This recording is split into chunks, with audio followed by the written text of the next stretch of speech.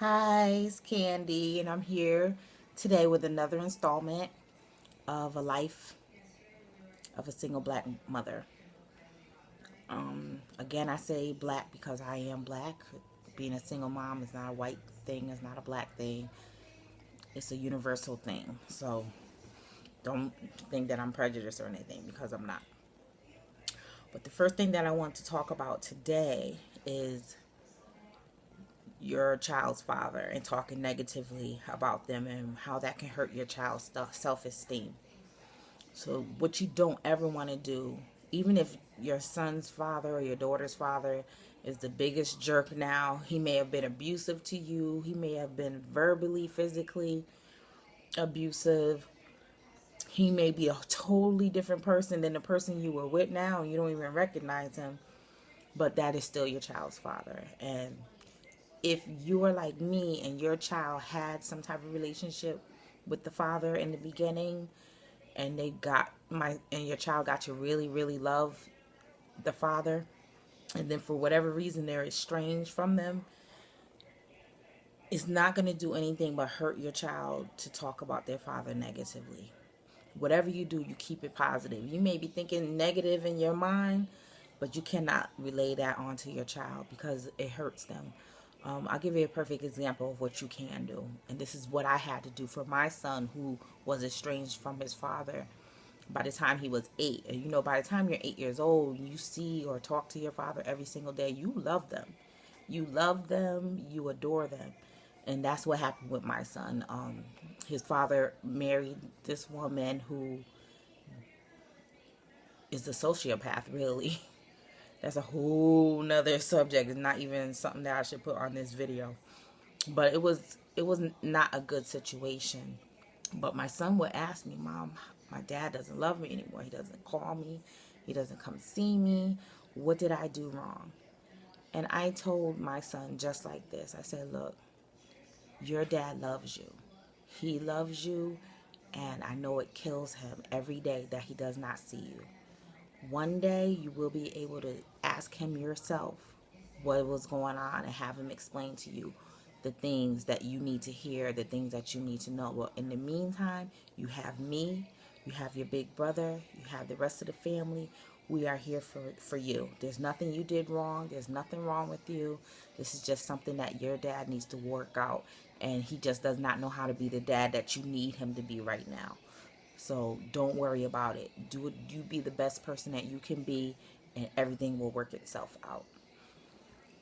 I felt that was the best thing that I could say to my son concerning his father. I felt like I was reassuring him that although he didn't see his father and didn't talk to his father, that his dad still had him in his heart and spirit every single day. Be it true or not, that's what you need to make your child feel. Thankfully, his father recently resurfaced in his life, and he's going on as usual. The only thing I pray is that he stays consistent, because again, that's going to just hurt him. It's not about me, it's not about him, it's about the child at this point. You have to let those feelings that you had in the past go. I am very upset that he was gone for so long, and why should I let you see him now after all this time? But a child needs a father. That's why you need two people in order to make a baby. You need both parents. So thankfully, it worked out.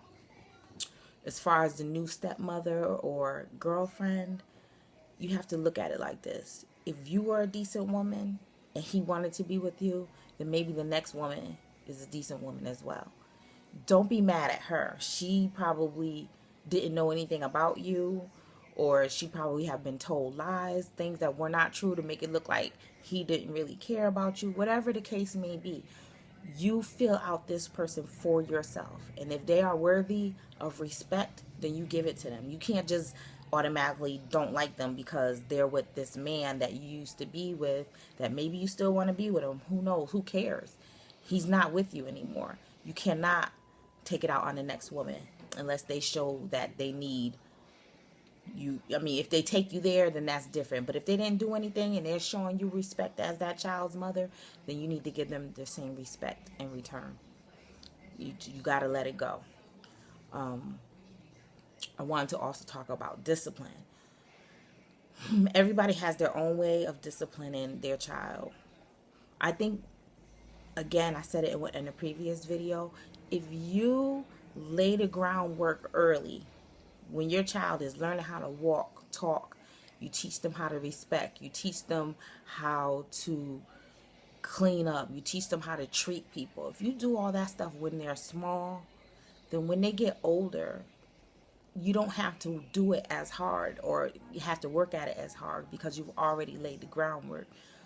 The number one thing I could say, if you tell a child, and this is whether it's about them a punishment or something you said that you're going to do for them.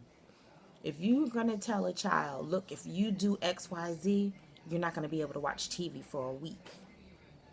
You have to be willing to follow through with it. Don't tell them something. If you know you can't hang and make them not watch TV for a week, tell them 2 days.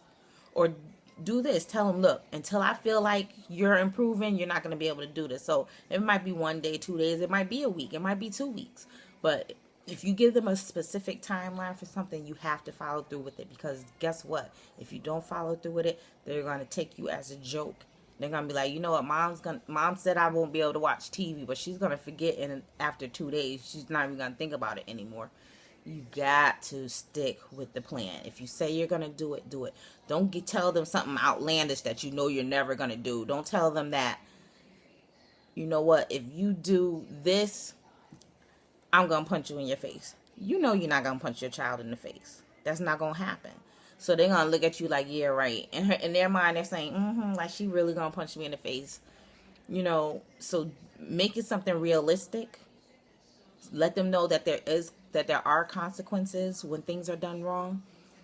And also, and let them know that there are rewards for when you do things right. But don't tell them, I work a night job. I work midnight to 8. And sometimes I have to work from midnight until 4 in the afternoon. So there are plenty of times that I made plans with my kids, and because I was so tired after working 16 hours, and not by choice, if they tell you you have to stay, you have to stay. I work in law enforcement, and if you are ordered to another post or whatever, you have to do it. That goes with the job. You know that that's a part of the job when you get it. So I've had to come to my kids a few times and say, look, I'm sorry. I know we said we would do this, but because of this, I can't do it. So on my first day off, we'll go out to a movie or have ice cream or go out to lunch or something. But, you know, just be open with your kids. One thing I tell my kids, I am not lie free. Everybody lies. I'm not going to sit here in this video and tell you that I do not lie.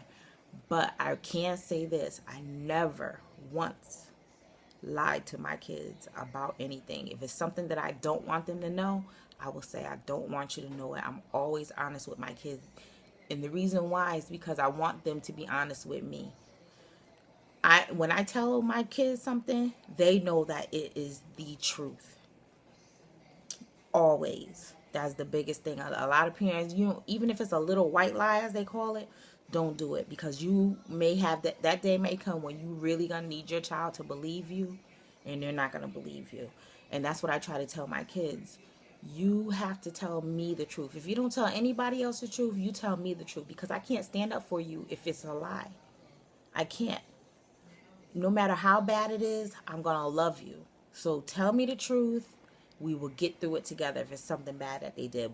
But if you're lying constantly, that day is going to come when you're going to be telling me the truth, and you're really going to need me to believe you, and I'm not going to believe you because you will have shown yourself to me to be a liar. And I'm still working on that. I don't have it perfect, because my son will lie. He will look me right in my eye and tell me a lie. And that's what also you have to recognize when your children are wrong. You know your children. You cannot stand up for your child when they are wrong. You just can't, because right is right and wrong is wrong. You let them know when you do something wrong, I will still love you, but you're still going to have to face the consequences, whatever it is.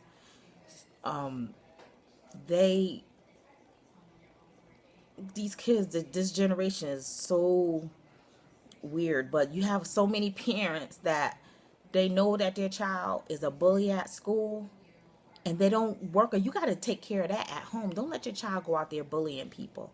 But you have to recognize that your child is wrong. You can't be like, well, oh, well, the kids, they know how to take care of themselves, or they're exaggerating, or it wasn't that bad. You can't do that. You get on your child. You don't bully anybody. You don't pick on anybody.